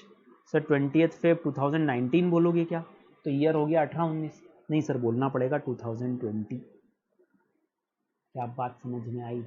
क्लियर है? अब एज गिन के देखो कैसे गिनेंगे, उंगली पे गिन लो। 59 से गिनना है तो पहला साल 60 पे खत्म हुआ, ये पहला साल। 40 साल अगले 2000 तक आ गए, 2000 में 10 साल और 2010 तक आ गए। और अब गिनो यहाँ से, तो गिनो मेरे साथ साथ गिनो। 11, 12, 13, 14, 15, 16, 17, 18, 19, 20। 10 साल और जोड़ने सर हमको। वेरी गुड, ऐड करो। 10 और 10 20 और 40 और 60 और ये हो गई 61। ये हो गया सीनियर सिटीजन, अगर ये रेसिडेंट है तो। क्लियर है? अच्छा, ऐसा डाटा है किसी का कि 64 है, 65 है, अरे फिर काय का कंफ्यूजन, फिर तो सीधे सीधे ही वो सीनियर सिटीजन है ना बेटा। 57 से गिन के देखो, 17 सितंबर 57, पहला साल 58, दूसरा साल 59, तीसरा साल 60, 3 साल तो ये। 40 साल 2000 तक के हो गए, 60 से 2000 40 साल, 2010 के 10 साल और फिर गिनो, 11, 12, 13, 14, 15, 5 साल, 16, 17, 18, 19, 9 साल हो रहे हैं सर। ऐड करो, 50 प्लस 9 कितने हुए? 40 प्लस 10 50, 50 प्लस 9 59, 59 और 3 62। बहुत बढ़िया। तो अगर मैं यहाँ 56 कर दूं तो कितने हो गए? 62 की जगह 61। Very good. चलो, अगर मैं यहाँ 50, सॉरी इसको बढ़ाना पड़ेगा, घटाना नहीं बढ़ाना है इसको। मैंने अगर 57 से गिना तो आया 62। अगर मैं इसको 58 कर दूंगा तो एक साल कम हो जाएगा, वो हो गया 61। अगर मैं इसको और एक साल कम कर दूं, 59 कर दूं, तो ये हो गया 60। और अगर मैं इसको 60 कर दूं तो ये हो गया 59। यहां से सीनियर सिटीजन हट जाएगा। तो बेटा उंगली पे गिन लेना, शर्माना मत। अपनी एज में उंगली पे गिनना चाहिए अपने, कोई दिक्कत नहीं है एज काउंट करने में, इस तरह से काउंटिंग करने में। ओके, समझ में आई होगी मेरी बात। सिंपल मैथमेटिक्स, इसमें कोई इनकम टैक्स नहीं है, एज गिनना सिखा रहा हूँ, आपको आना चाहिए। क्लियर? 14 फेब 1932 को कहाँ तक काउंट करेंगे? 14 फेब 2020 तक काउंट करेंगे। बोलो, बात समझ में आई? क्लियर है? तो ईयर, आपकी एज जो है वो आपके ईयर के दौरान आनी चाहिए कि उसके पहले? 17 जनवरी 2019 पहले आ गया, इसीलिए इसको करो 20। 1920 ईयर के दौरान वो डेट आनी चाहिए। ईयर गिन लेना बेटा, है ना? अब चलो, अब 3 अलग अलग रेट्स है मेरे पास, ध्यान से सुनो। एक इंडिविजुअल के लिए टाइटल डालो। पहला टाइटल फॉर इंडिविजुअल। सबसे पहला हम जो सीख रहे हैं वो किसका केस है? हमारे पास इंडिविजुअल का केस। इंडिविजुअल के लिए अपने पास 3 कॉलम्स। कितने कॉलम्स हैं? 3 कॉलम। 3 कॉलम क्यों है सर? बता रहा हूं बेटा, ध्यान से देखो। देखो, 3 कॉलम में पहला उन्होंने लिखा सीनियर सिटीजन के लिए टैक्स रेट अलग है। क्यों भाई? बुजुर्ग आदमी है, इनकम कम हो जाती है, टैक्स ज्यादा लेना चाहोगे कि कम? सर थोड़ा सा तो कम करेंगे। फिर सुपर सीनियर, और ज्यादा बुढ़ा है ये तो। अगर आप जी गए तो सुपर सीनियर हो गए, 80 से ऊपर भी और रेसिडेंट भी हो। डेफिनेशन फिर से लिख रहा हूं बेटा, 60 to 80 प्लस रेसिडेंट होना जरूरी है। यहाँ 80 प्लस रेसिडेंट होना जरूरी, 80 अबव एंड रेसिडेंट होना जरूरी। तो फिर बाकी लोग कहाँ आएंगे? तो सर एक ऐसा इंडिविजुअल जो कितनी कितनी एज से कम है, एज बोलो। एक ऐसा इंडिविजुअल जो किससे कम है? पहला पॉइंट, 60 साल से कम है सर। Very good. दूसरा बोलो सर, जो 60 साल से तो ऊपर है बट वो नॉन रेसिडेंट है, वो भी यहीं पे आएगा। क्या ये बात लॉजिकली सही है? जो इन 2 कॉलम में नहीं आएगा वो पहले कॉलम में आएगा, क्योंकि इन 2 कॉलम में आ रहा है रेसिडेंट व्यक्ति। मैं एक रेसिडेंट व्यक्ति नहीं हूं, नॉन रेसिडेंट, और मेरी एज है 65। क्या सेकंड कॉलम यूज कर पाओगे? सेकंड कॉलम यूज नहीं होगा। क्लियर? ये होगा 3 हिस्से इंडिविजुअल के। एक जो जवान लोग हैं, ऐसा बोल लो, एक जो 60 से 80 और रेसिडेंट, और एक 80 से ऊपर सुपर सीनियर। जो जवान नहीं है, बुढ़ा है, पर वो रेसिडेंट नहीं है, देश में नहीं रहता, अपना निवासी नहीं मान रहे हैं अपन उसको देश का, तो फिर उसको कोई रिलीफ नहीं देंगे। अब इसमें तीनों में अंतर क्या? ध्यान से सुनना। टैक्स कैसे निकाला, गवर्नमेंट ने कैसे बनाया, ध्यान से देखना बेटा, बहुत आराम से और बहुत ईजी है। मैथमेटिक्स से पूरा कोई खास बात नहीं। आपकी इनकम ले लेता हूं, सपोज आप मिस्टर राम हो और आपकी इनकम है 4 लाख रुपए। पहला केस, गवर्नमेंट क्या बोल रही है? इनकम शुरू कहां से होती है बेटा? 1 अप्रैल से। अगर इनकम शुरू हुई है 1 अप्रैल 2019 से, कब तक गिनोगे इसको? सर 31 मार्च 2020 तक गिनेंगे। आपने पूरी इनकम कमाई टोटल 4 लाख। शुरुआत किससे हुई थी? 0 से। 1 अप्रैल के सुबह 9 बजे आपने दुकान खोली तो 0 से इनकम शुरू होते होते साल भर में 4 लाख तक पहुंचे। अब आप पूछ रहे हो सर इस पर टैक्स निकाल के बता दो ना। पहली बात, आपकी उम्र बोलो, तो मैंने बोला आपकी उम्र है 25 साल, मतलब आप सीनियर सिटीजन नहीं हो, सुपर सीनियर नहीं हो। तो हम पढ़ रहे हैं आपके लिए ये पहला कॉलम, फर्स्ट कॉलम। कि कैसे टैक्स निकाला जाए। अब ध्यान से सुनो, चूंकि ये प्रोग्रेसिव है, बढ़ता हुआ है, तो मुझे एक छोटी सी बात बताओ कि राम की इनकम तो फिर भी 4 लाख है, एक मजदूर है जिसकी ईयरली इनकम सिर्फ 60,000 है, ठीक, किसी की 80,000 है, किसी की 1 लाख है, राम की 4 लाख है। अब मेरा आपसे एक बहुत सिंपल सा क्वेश्चन है, क्या आप यहाँ पे जब जीरो इनकम से टैक्स लेना शुरू करोगे, जब जीरो इनकम से टैक्स लेना शुरू करोगे, तो क्या 1 रुपए से, जैसे आदमी ने 1 रुपए कमाया, टैक्स लगाना शुरू कर दोगे? नहीं सर, गरीब व्यक्ति को कुछ तो छूट दें अपन, कुछ तो एक मिनिमम अमाउंट हो जहां तक टैक्स न लगे। वरना 60,000 कमाने वाला, 80,000 कमाने वाला, 4 लाख कमाने वाला या 4 करोड़ कमाने वाला, सबसे ही आप टैक्स ले रहे हो हर एक रुपए पे। तो क्या हर एक रुपए पे टैक्स लिया जाए?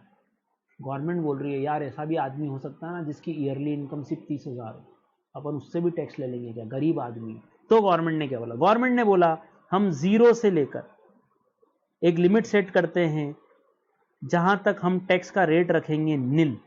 नील मतलब कोई टैक्स नहीं लगेगा इस तरह, यहां तक की इनकम पे। वो कहां तक थी? वो थी 2.5 लाख रुपए तक की इनकम। तो जीरो से लेकर 2.5 लाख तक की इनकम पे आपसे कोई टैक्स नहीं लिया जाएगा, इतनी इनकम तक आपको माफ कर दिया जाएगा। पर सर राम की इनकम तो 4 लाख है। चलो ध्यान से सुनो, आप इमेजिन करो कि ये एक रेलगाड़ी है जिसमें राम चढ़ा, राम यहां से चढ़ा, क्या बोलते हुए, मेरे पास 4 लाख की इनकम है, इस 4 लाख की इनकम पे कौन से, किस तरह से टैक्स ले? मैंने राम से बोला भाई ये पहला डब्बे में एंटर हो जा, पहले डब्बे में जैसे ही तू एंटर होगा तेरी 2.5 लाख तक की इनकम पे टैक्स नहीं लगेगा। तो राम ने बोला अच्छा, मतलब 4 लाख में से 2.5 लाख तो यहीं रुक गए। मैंने कहा हाँ, अब बताओ अगले डब्बे में कितनी इनकम जाएगी? सर अगले डब्बे में 1.5 लाख रुपए जाएगा। तो अगला डब्बा बोलता है 2.5 लाख से लेके 5 लाख तक की इनकम, 5.0 लाख तक की इनकम, 50 लाख नहीं है यहाँ, 5.0 लाख है, वापस लिख देता हूं आपके लिए। 2.5 लाख से 5 लाख तक की इनकम पे जो टैक्स का रेट होगा वो होगा 5% का। 5% कितना टैक्स है बोलो? 5% का टैक्स रेट है। अच्छा तो सर 4 लाख रुपए सीधे यहां आएंगे क्या, क्योंकि 2.5 लाख से ऊपर है? अगर ऐसा हुआ तो बताओ राम को कोई छूट मिली क्या? राम को कोई रिलीफ कुछ नहीं मिल रहा है, सीधे उसके हर एक रुपए पे वो टैक्स देगा। तो राम को अखरेगी, बोले सर ये गलत बात है, कुछ तो छूट दे दो। तो गवर्नमेंट ने बोला ठीक है बेटा, तू यहां से ट्रेन में चढ़, डायरेक्ट यहां पे मत आ, यहां से चढ़, और यहां पे तेरी पहली इनकम जो 0 से 2.5 लाख का डिफरेंस बोलो, 2.5 लाख रुपए, 2.5 लाख की इनकम पे टैक्स रेट लगेगा नील, तो आंसर आएगा 0। बची हुई इनकम बोलो उसकी, बची हुई इनकम 1.5 लाख रुपए है, 2.5 और 4 का डिफरेंस, 1.5 लाख बचे। बोलो क्या वो इस अगले डब्बे में कवर होंगे? यहां से 2.5 लाख से 5 लाख के बीच के डब्बे में कवर होंगे? हाँ सर। रेट बोलो 5%, तो 1.5 लाख का 5% निकालो, वो हो गया 7,500, हुआ 7,500। यहां कितना था? 0, तो 0 प्लस 7,500 कितना टैक्स बना? टोटल 7,500 रुपए राम का टैक्स बना। आया समझ में? वापस बता रहा हूं, मेरा पहला क्वेश्चन, जैसे ही आप हर एक रुपए से इनकम कमाना शुरू करते हो, कि आपके हर एक रुपए पे गवर्नमेंट टैक्स लेना चाहिए? ये 2.5 लाख की छूट तो अमिताभ बच्चन को भी देंगे अपन, बिल्कुल देंगे। वो भी बोलेगा मेरी 1 करोड़ इनकम है, पर शुरू के 2.5 लाख पे रेट क्या है? नील। अगले 2.5 लाख, अगले 2.5 लाख कैसे? 2.5 और 5 का डिफरेंस अगले 2.5, पर अभी तो अपनी इनकम कितनी है? 4। चलो अब राम की इनकम 6 लाख है, अब बताओ क्या करोगे?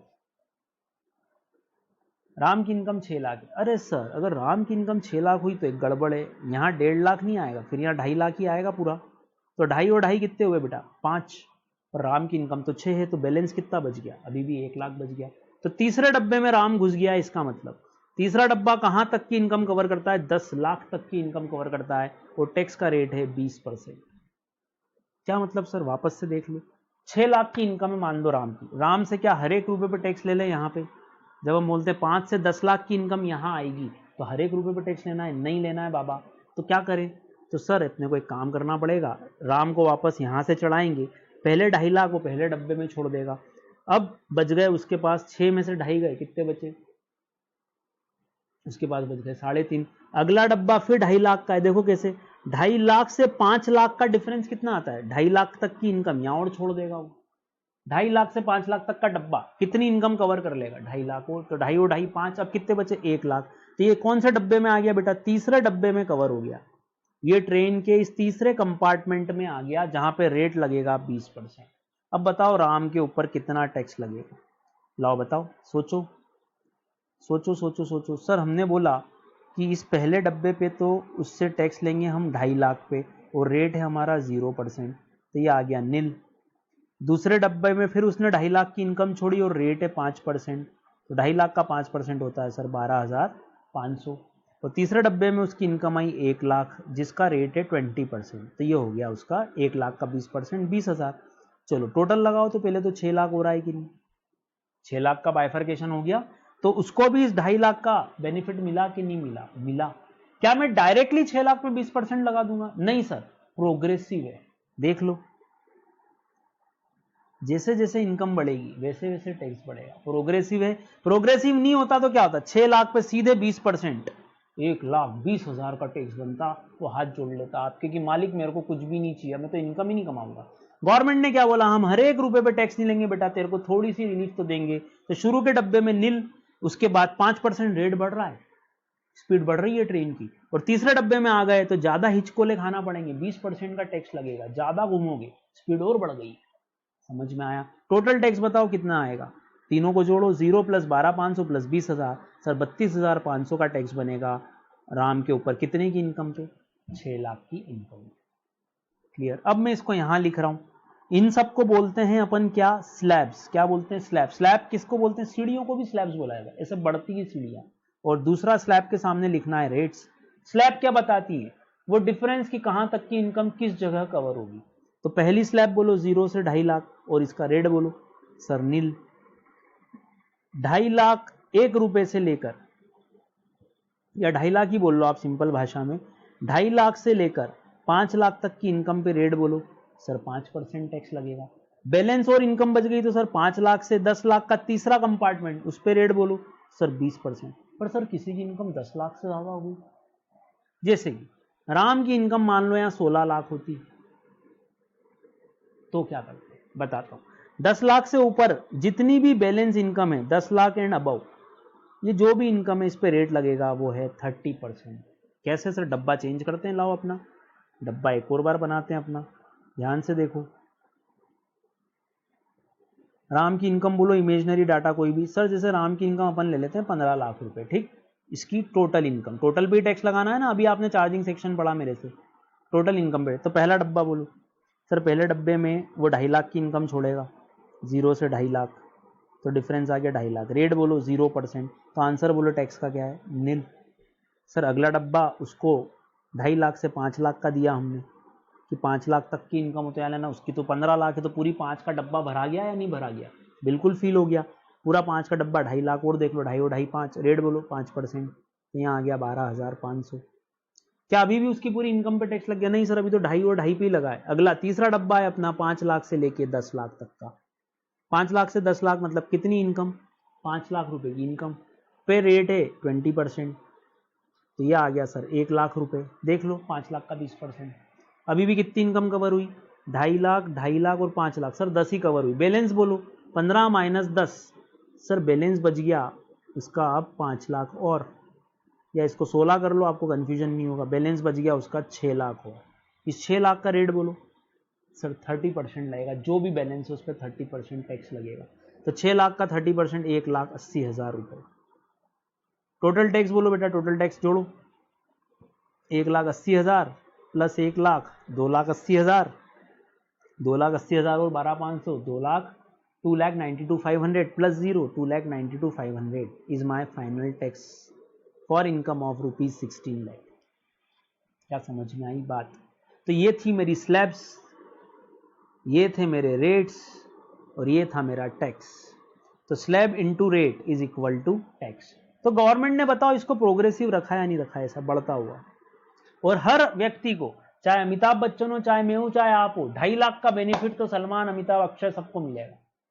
मुकेश अंबानी भी इस 2.5 लाख का बेनिफिट लेगा, चाहे वो 100 करोड़ कमाए, वो बोलेगा शुरू के 2.5 लाख पे तो रेट कितना है, 0।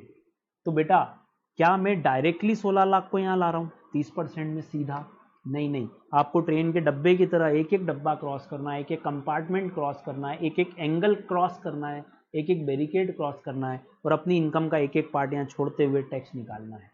आई होप आपको समझ में आया होगा। देखिए इनको इसीलिए बोला जाता है स्लैब्स, क्योंकि ये स्लैब्स हैं और स्लैब्स के सामने दिया हुआ है हमको रेट्स। तो चलो बताओ, आपकी इनकम 4 लाख आ रही है, तो यहीं पे खत्म हो जाएगा कैलकुलेशन, आगे तो डैश डैश हो जाएगा, कुछ करने की जरूरत ही नहीं जब इनकम ही नहीं है। आपकी इनकम 6 लाख है तो यहाँ तक कैलकुलेशन खत्म हो जाएगा, आगे डैश कर देंगे। आपकी इनकम 40 लाख है तो ये सारी स्लैब्स यूज होंगी। चलो 40 लाख पर टैक्स निकाल के देखते हैं, हटाओ इसको। सपोज 40 लाख इनकम है, लाओ करो कैलकुलेट करो तो भैया। पहला जीरो से, आप ऐसा डब्बा तो नहीं बनाओगे, अब तो स्लैब लिखो आप, 0 से 2.5 लाख की स्लैब लिखो, तो कितनी है स्लैब, नील। फिर लिखो 2.5 लाख से 5 लाख 5%, फिर 5 लाख से 10 लाख 20%, और 10 लाख एंड अबव जो भी है वो है 30%। तो ये तो पहले स्लैब लिखना, कॉपी पे करना बेटा, ओरली मत करना। लिखो, नोट करो, 40 लाख पर टैक्स निकालना सीख रहे हैं अपन। किसके लिए, ऐसे व्यक्ति के लिए जिसकी उम्र 60 से कम है, 25 साल का व्यक्ति है। पहला वाला कॉलम पे टैक्स रेट लगा रहे हैं, क्लियर, लगाओ। 40 लाख के टुकड़े करो तो यहाँ आ जाएगा 2.5 लाख, 2.5 लाख, 2.5 से 5 का डिफरेंस, यहाँ भी आ जाएगा 2.5 लाख, यहाँ आ जाएगा 5 लाख, और यहाँ आ जाएगा बचा हुआ 30 लाख। देख लो 40 लाख हो गए क्या।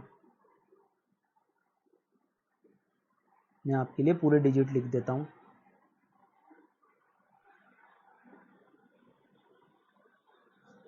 2,50,000, 2,50,000, 5 लाख और 30 लाख। देखो हो गए क्या, ये 40 लाख रुपए के बाइफर्केशन कर दिए यहाँ से यहाँ तक ट्रेन में अपन ने। ठीक, अब रेट बोलो, इंटू 0% इज इक्वल टू 0, बोलो हाँ या ना। फिर 2.5 लाख का यहाँ निकालो 5%, यह आया आपका 12,500, यहाँ निकालो 20% तो यहाँ आ गया 1 लाख रुपए, देख लो कैलकुलेटर चला के। और 30 लाख का 30% तो यहाँ आ गया 9 लाख रुपए, देख लो आराम से। टोटल लगा लो पहले तो, 40 लाख का आप प्रॉपर बाइफर्केशन कर पाए या नहीं कर पाए। क्या मैं 40 लाख पे सीधा 30% लगा रहा हूँ, ना, ऐसा नहीं कर रहे हैं सर, आपने सिखाया स्लैब लगाएंगे, धीरे धीरे टैक्स रेट बढ़ेगा, तो हर व्यक्ति को इसका बेनिफिट मिलेगा।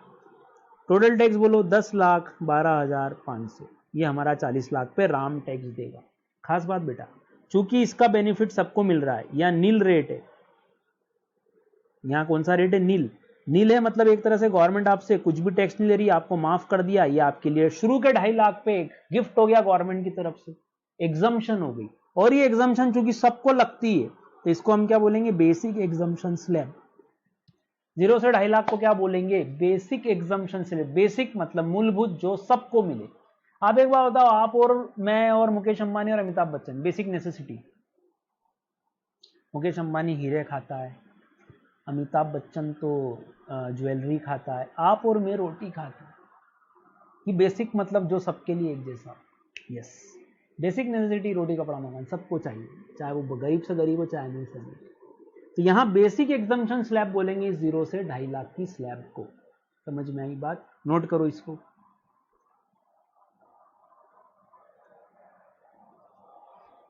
नोट करें बेटा इसको।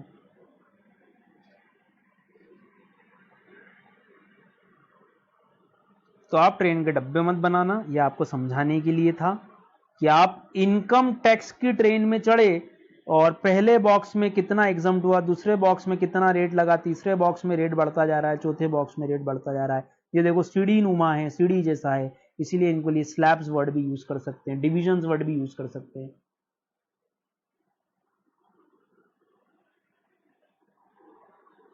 और ये डायग्राम भी बताता है कि इनकम टैक्स प्रोग्रेसिव है क्योंकि ये डायरेक्ट टैक्स का हिस्सा है। अब अपन 1-2 क्वेश्चन और करते हैं, जैसे कि चलो मेरा एक और क्वेश्चन, सपोज ये 40 लाख पे था, अब आप मुझे इस पे ये 3 क्वेश्चन करके देखो आप, मैं आपको 2-3 क्वेश्चन दे देता हूं। सबसे पहला, मेरे पास असेसी का नाम होना चाहिए मिस्टर राम, बताओ क्यों होना चाहिए। मैंने बोला है अगर ये राम लिमिटेड हो गया तो ये वाला रेट नहीं लगेगा। तो सबसे पहले क्वेश्चन में क्या पढ़ोगे, मेरा असेसी कौन। दूसरा उसका पढ़ना है आपको एज, जैसे एज है 25। तीसरा वो बोल दे रेसिडेंट तो भी ठीक है, नॉन रेसिडेंट तो भी ठीक, क्योंकि देखो इस पहले कॉलम में 60 के नीचे की बात हो रही है, चाहे फिर वो रेसिडेंट व्यक्ति हो चाहे वो नॉन रेसिडेंट हो। नोट करो ये, नोट करो ये बात, 60 से नीचे वाला व्यक्ति चाहे फिर रेसिडेंट हो चाहे नॉन रेसिडेंट, अपन तो बोल ही नहीं रहे। 60 से नीचे वाले के लिए इवन आप चाहो तो ये बात नहीं भी लिखो तो चल सकता है ना, 60 से ऊपर और 80 से ऊपर वाले लोग तो इधर चले गए, तो 60 से नीचे वाला व्यक्ति यहां पे आ गया।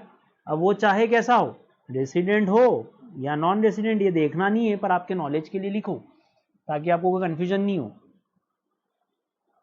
अब सीनियर सिटीजन के लिए स्लैब बोल रहा हूं, ध्यान से देखना, 0 से 3 लाख और 0 से 5 लाख। ये क्या करा सर?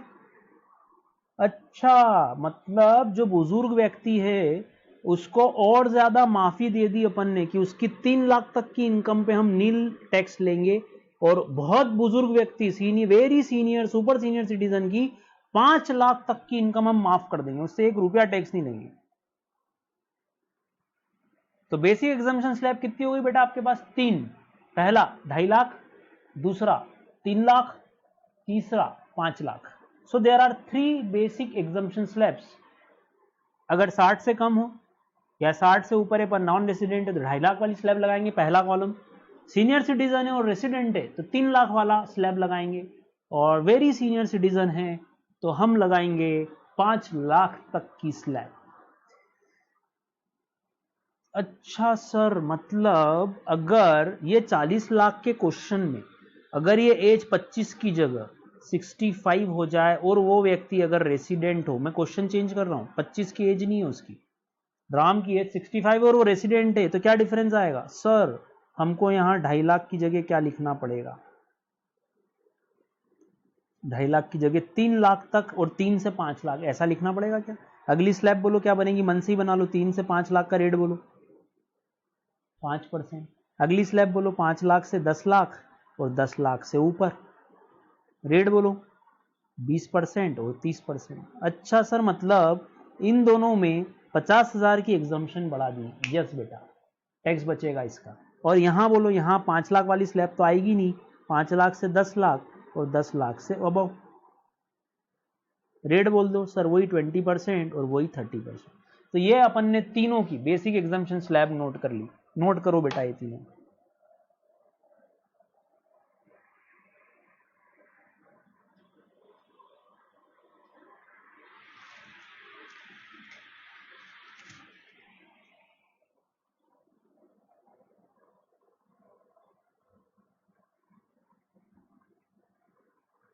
तो आपने आज इंडिविजुअल के टैक्स रेट सीखे। 3 अलग अलग टैक्स रेट हैं। पहले में 2.5 लाख तक की एग्जम्पशन है, दूसरे केस में 3 लाख की एग्जम्पशन है, और तीसरे केस में 5 लाख की एग्जम्पशन है। ठीक है, तो ये नोट करो। अब हम कुछ क्वेश्चंस कर सकते हैं, मैं आपको भी दे सकता हूं कि आप इन्हीं लोगों का ये 3-4 क्वेश्चन सॉल्व करो, और ये रटने की जरूरत है नहीं, अपन मन से बना सकते हैं। 3 से 5 लाख, 5 से 10, 10 से ऊपर। यहाँ 5 लाख तक एग्जाम्प्ट है तो अगली स्लैब क्या आएगी, 5 से 10 लाख की ही आएगी। क्लियर? चलो, अब क्वेश्चन करते समय जो हमको सबसे इंपॉर्टेंट बात ध्यान रखनी है, आपको जानकारी में सब कुछ चाहिए, जैसे मिसेज राम, एज 65, रेसिडेंट। अब क्या करोगे बताओ? अब इन 3 जानकारी के अलावा आखिरी जानकारी चाहिए आपको, उसकी टोटल इनकम। मैं आपको इनकम दे देता हूं, जैसे यहाँ इनकम दे दी मैंने 4,50,000, है ना। यहाँ इनकम दे दी मैंने, टोटल इनकम चाहिएगी ना, उसके बिना आप सॉल्व कैसे करोगे? यहाँ टोटल इनकम दे दी मैंने आपको 7 लाख। सेम क्वेश्चन रखा मैंने, मिसेज राम, एज 65, पर नॉन रेसिडेंट कर दिया, तो टोटल इनकम उतनी की उतनी, टोटल इनकम वही 7 लाख। क्या अंतर आएगा सर? यहाँ पे पहला जो ये 25 साल वाली उम्र है, तो हम स्लैब कौन से कॉलम की लगाएंगे? ये वाली 60 साल के कम वाली, जिसको हम फर्स्ट कॉलम बोल सकते हैं, फर्स्ट कॉलम। अब यहाँ मिसेज राम है और एज कितनी है, 65, और साथ ही साथ वो क्या है, रेसिडेंट। अरे सर, इन दोनों का कॉम्बिनेशन हो गया, मतलब वो सीनियर सिटीजन है। Very good. अगर वो सीनियर सिटीजन है तो 7 लाख की इनकम पे हम कौन सी स्लैब लगाएंगे सर? फिर तो ये वाला लगेगा, सेकंड कॉलम अपना, और ये अपना थर्ड कॉलम। थर्ड कॉलम कब लगेगा? चलो, मैंने क्वेश्चन 4 बनाया कि mister Ram, age 85, resident of India, total income 7 lakh. क्या मैं एक ही क्वेश्चन को 3 बार कर सकता हूं? एक बार 2.5 लाख से, एक बार 3 लाख से, एक बार 5 लाख से? सोचो, क्या मैं एक ही डाटा को, जैसे मैंने एक डाटा ले लिया 7 लाख रुपए, किसी की भी इनकम, राम की इनकम 7 लाख, राम क्या हो सकता है, एज 25 साल, 2.5 लाख, एज 65 प्लस रेसिडेंट तो 3 लाख, एज 85 प्लस रेसिडेंट तो 5 लाख। मतलब सर अगर हमको क्वेश्चन में कुछ चीज़ पढ़नी है तो हमको 3 चीज़ें पढ़नी है। पहला, एक तो असेसी कौन है, असेसी कौन सबसे पहला। दूसरा सर हमको पढ़ना है उसकी एज, और तीसरा सर हमको पढ़ना है कि वो रेसिडेंट है या नहीं है। चलो इस केस में रेसिडेंट हो कि नॉन रेसिडेंट फर्क नहीं पड़ेगा क्योंकि उसकी उम्र ही 60 साल से कम है। ये क्या 3 क्वेश्चन 4 क्वेश्चन आप करोगे तो कल अपन इसके आंसर मिलाएंगे। क्या ये बात समझ में आई कि हम धीरे धीरे स्लैब लगा रहे हैं, हर एक रुपए पे टैक्स नहीं लग रहा बेटा। देख लो 2.5 लाख 3 लाख और 5 लाख जो भी आपके केस में हो वहां तक एग्जम्पशन है। जैसे मान लो अपन पहला क्वेश्चन ये सॉल्व करवा देता हूं मैं 25 साल वाला, तो आपको अच्छा लगेगा। देखो कैसे करना है। मैंने देख लिया राम की उम्र 25 साल है, वो रेसिडेंट हो कि नॉन रेसिडेंट फर्क नहीं पड़ता। स्लैब कौन सी लगेगी, 0 से 2.5 लाख, ऐसे ही लिखना बेटा कॉपी पे, 2.5 लाख से 5 लाख, 5 लाख से 10 लाख और 10 लाख के ऊपर। कौन सा रेट लगाओगे यहाँ बोलो, तो यहाँ लगेगा सर नील, 5%, 20% और 30%। रेट लिख लिया। अब टाइटल भी लिखना चाहिए कायदे से कि ये स्लैब्स है मेरे पास। अब ये अलग बात है कि अपन ऑब्जेक्टिव सॉल्व करें तो जरूरत नहीं है ये सब, पर अभी तो आप पहली बार कर रहे हो इसलिए ये सब लिख ही लो। ये हो गए आपके रेट्स, और ये हो गए आपके रेट्स, और ये हो गया आपका कैलकुलेशन। करो कैलकुलेशन। कितनी इनकम है सर, उसकी इनकम है 4.5 लाख, 4,50,000। करें शुरू, देखो करो, बताओ पहले कॉलम में कितनी, 0 से 2.5 लाख, मतलब यहाँ आ जाएगी 2.5 लाख रुपए की इनकम। तो अब कितनी बची सर, 2.5 से 5 में कवर हो रही है, इसको क्रॉस तो नहीं कर रही, नहीं सर 4.5 है मतलब 5 के अंदर है, तो यहाँ आ जाएगी 2 लाख रुपए। और यहाँ रेट बोलो सर 0%, यहाँ रेट बोलो सर 5%। चलो यहाँ आ गया आंसर नील, तो 2 लाख का 5% होता है 10,000। ये दो कॉलम के आगे क्या लगा दें सर, डैश लगा दो। ये आ गया आपका टैक्स। टोटल मत लिखना, अभी टैक्स लिखना सिर्फ, टोटल टैक्स मत लिखना। टैक्स आया अभी आपका 0 प्लस 10,000, 10,000 टैक्स आया। ये क्वेश्चन अभी अधूरा है, 5 लाइन नीचे की छोड़ के रखना, ये वाली सारी इसको कंप्लीट करना बाकी है। अभी आप सिर्फ एक बेसिक टैक्स निकालना सीख रहे हो, इसमें कुछ चीजों के और एडजस्टमेंट होंगे। क्या 4 लाख पे हम टैक्स निकाल पाए, समझ में आया स्लैब लगाना, तो अब प्रैक्टिस करो आप ये। मान लो किसी की इनकम 1 करोड़ होती तो क्या करते, तो सर अपन लेते 2.5 लाख, मैं ये तीसरे कॉलम में लिख देता हूँ आपके लिए। स्लैब तो यही लगेगी, स्लैब और रेट्स तो यही लगेंगे ना, कि कुछ और लग जाएगा।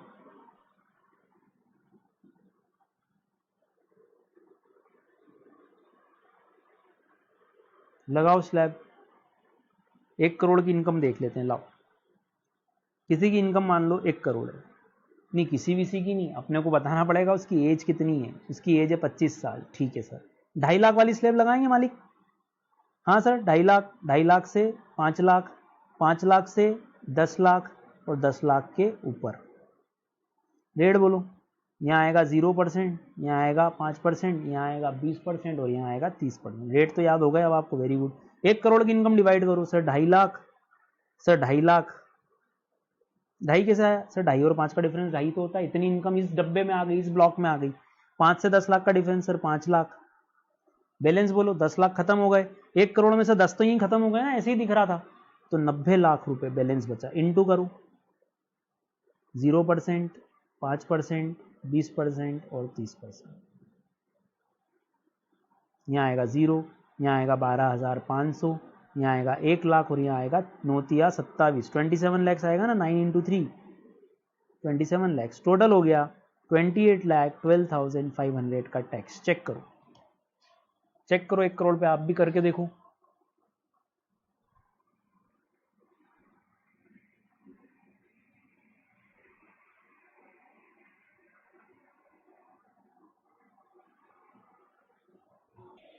चलिए, तो अभी हमने एक क्वेश्चन कंप्लीट किया 25 ईयर्स। मैं आपको बोल रहा हूँ इसी 1 करोड़ के क्वेश्चन को अब आपको सॉल्व करना है एक सीनियर सिटीजन के लिए, जिसकी एज 65 है और रेसिडेंट है, वो कहलाएगा सीनियर सिटीजन। और यही क्वेश्चन 1 करोड़ का आप सॉल्व कर सकते हैं वेरी सीनियर सिटीजन के लिए। अगर क्वेश्चन बोल दे कि मिस्टर राम की एज 85 है और वो रेसिडेंट है, क्या अंतर आएगा बॉस, बताओ। सर ये जो 2.5 लाख की स्लैब है ये 3 लाख हो जाएगी यहाँ पर, और यहाँ 5 लाख हो जाएगी। क्या ट्राई करेंगे हम एक बार कि ये डाटा चेंज होगा, इसको हम कर सकते हैं बिल्कुल। चलिए तो एक बार आप ट्राई कीजिए, आराम से इसको वॉच कीजिए, कैलकुलेशन कीजिए। मैंने ये जो कुछ क्वेश्चंस दिए इनको आपने नोट किया है, इनको आप ट्राई करना एक बार, जो भी आप कर सको इनमें से वो क्वेश्चंस आप ट्राई कीजिएगा। अच्छा, मैं कुछ क्वेश्चंस आपके लिए दे ही देता हूँ। लो, पहला क्वेश्चन, सबसे पहला एसएससी का नाम मिस्टर राम, दूसरा उसकी एज चाहिए अपने को, एज है 35, he is resident,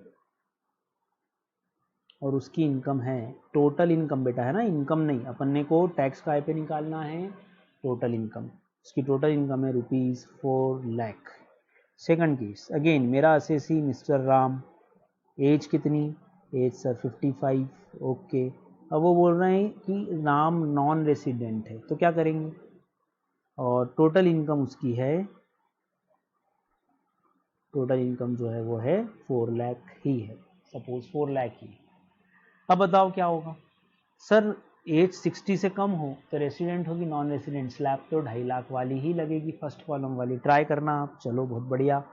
third case, mister Ram जो कि मेरे एसएससी हैं, उनकी एज दी उन्होंने 65 और वो रेसिडेंट भी हैं, मतलब सीनियर सिटीजन हो गए सर ये तो। बोलो, अगर सीनियर सिटीजन हैं तो स्लैब कौन सी लगाना पसंद करोगे सर? फिर तो ये वाली लगाएंगे, 3 लाख वाली।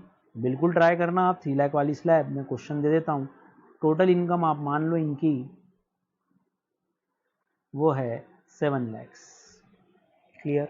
अब क्या इसी 7 लाख के डाटा को हम मिस्टर राम के लिए एक और बार निकाल सकते हैं? अगर मैं एज चेंज कर दूं 85 और रेसिडेंट कर दूं तो सर 85 और रेसिडेंट होते से ही वो सुपर सीनियर सिटीजन हो जाएगा क्या? यस। अब टोटल इनकम सेम रखी है मैंने, आप चेक करना कि कितना टैक्स बनेगा। ये 4 क्वेश्चंस आप कीजिएगा, मैं कल इसको सॉल्व करवाऊंगा, अपने कंसेप्ट देखिएगा, कुछ भी प्रॉब्लम है तो बताइए। क्लियर? तो ये 4 क्वेश्चन करें, और ध्यान रखना आज ही करना है, हाथों हाथ करना है, क्योंकि अब कैलकुलेशन पार्ट शुरू हो गया है, इसको आपको लेथर्जिक होकर नहीं रखना है। कल देख लेंगे, परसों देख लेंगे, अब थ्योरी पार्ट खत्म हो गया है। कल फिर मिलेंगे इन क्वेश्चंस के साथ और नए कैलकुलेशंस के साथ कि और कौन कौन से एसएससी के लिए कौन कौन सा कैलकुलेशन हमको करना पड़ता है। Thank you.